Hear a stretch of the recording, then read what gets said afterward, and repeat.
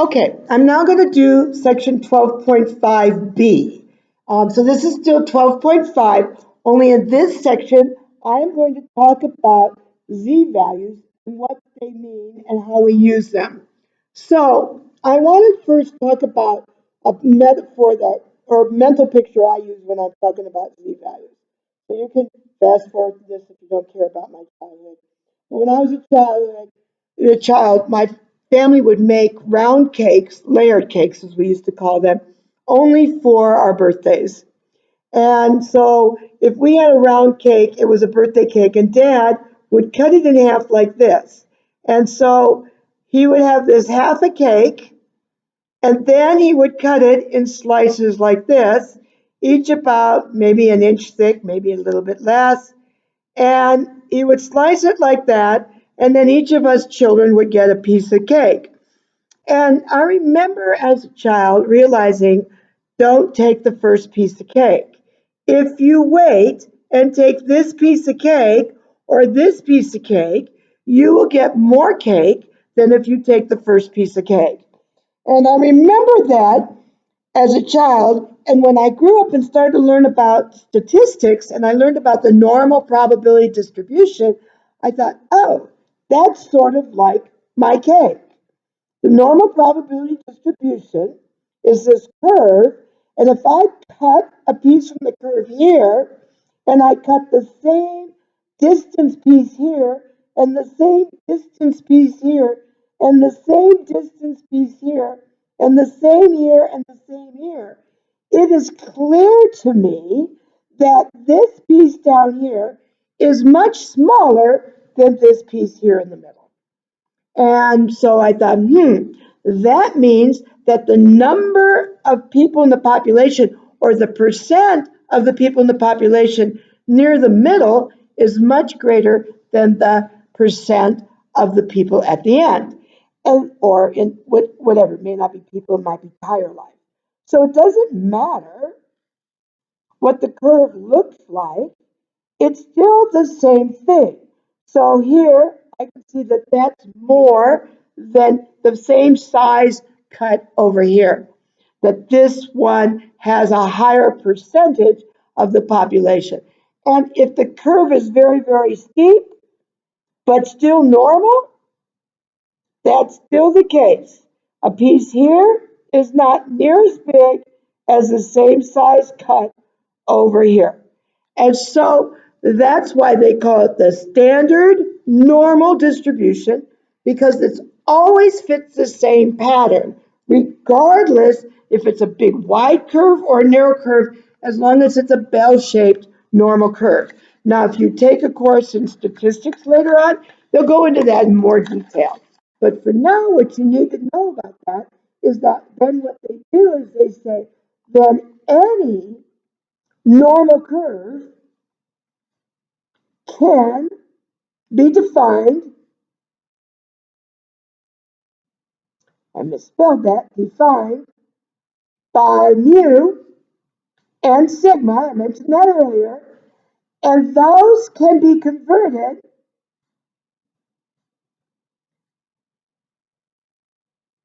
to z-values, which will be the same for all normal curves. Okay, so let me show you what I mean by that. Let's say, for example, a weight loss program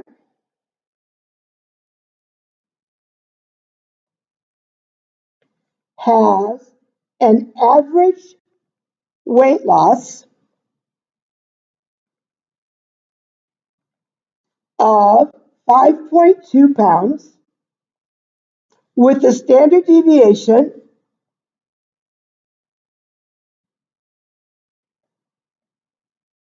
of 1.6 pounds. What is the z-value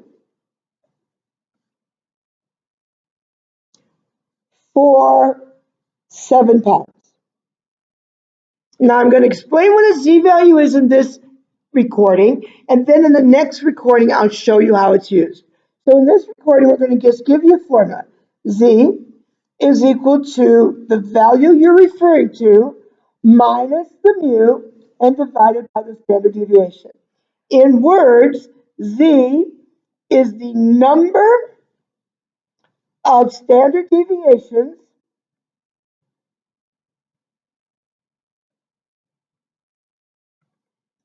a value falls above or below the mean. So in this case, I'm looking at 7 pounds. So Z would be 7 minus 5.2 divided by 1.6. So 7 minus 5.2 is 1.8, meaning a person who lost 7 pounds lost 1.8 pounds more than the average person on this diet. Divide that by 1.6, and I get 1.8 divided by 1.6, and that gives me a Z value of 1.125. So that means they are 1.125 standard deviations above the mean. Well, so what does that really mean? Okay, so let's say this was a weight loss program, and in order to be in this weight loss program, you needed to be between 30 and 50 pounds overweight, and this was the average weight loss for a 1 month period for the people on the program.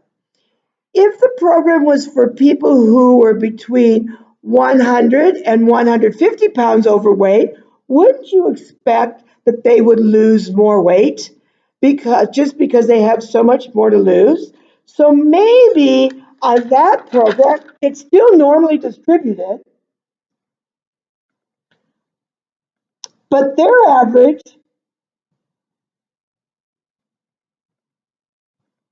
is 12.9 pounds in a month with a standard deviation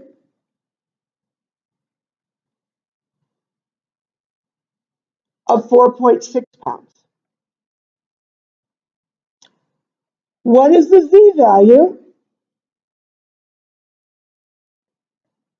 for an individual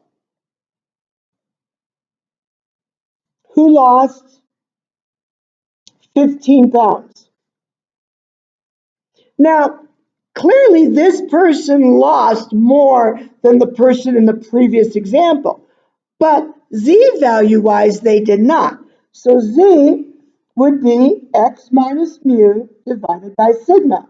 So in this particular case, the person lost 15 pounds, the mean is 12.9, and the standard deviation is 4.6. So if I do that arithmetic,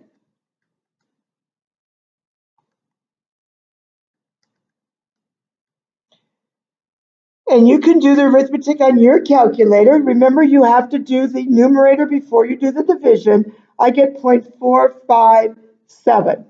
So that Z value is 0.457, a little bit less than a half of a Z value above the mean. So relatively speaking, this person did not do near as well as the person in the previous example, because the person in the previous example, on their group of people who were dieting, they were 1.125 Z values above the mean.